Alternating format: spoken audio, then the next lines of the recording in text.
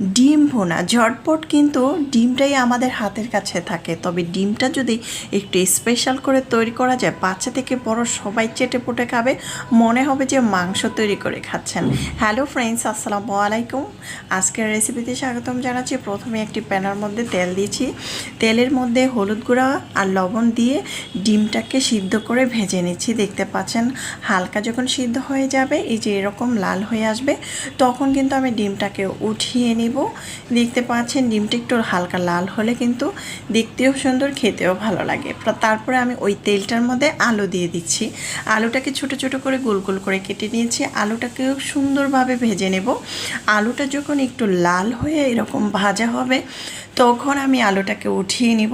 যেইভাবে আমি আজকে তৈরি করছি, এইভাবে তৈরি করে খেয়ে দেখবেন।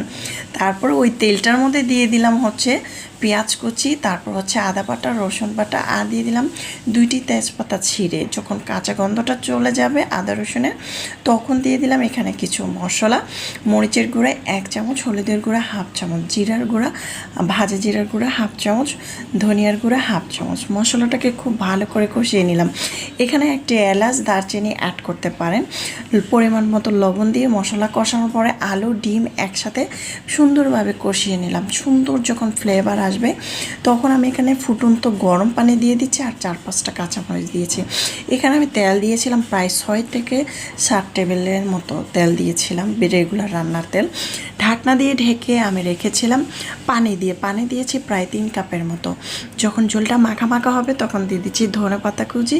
চাইলে ভাজা জিরার গুঁড়াটা এই পর্যায়ে হালকা একটু অ্যাড করতে পারেন, সুন্দর একটি ফ্লেভার আসবে। উপর থেকে কাঁচামরিচ কুচি, ধনেপাতা কুচি দিয়ে এখন আমি একটা বলক এনে তারপরে বাটিতে পরিবেশন করে নিয়েছি। মাশাআল্লাহ, দেখতে যেমন সুন্দর, খেতেও দারুণ মজা। চাইলে এভাবে ট্রাই করতে পারেন। আল্লাহ হাফেজ।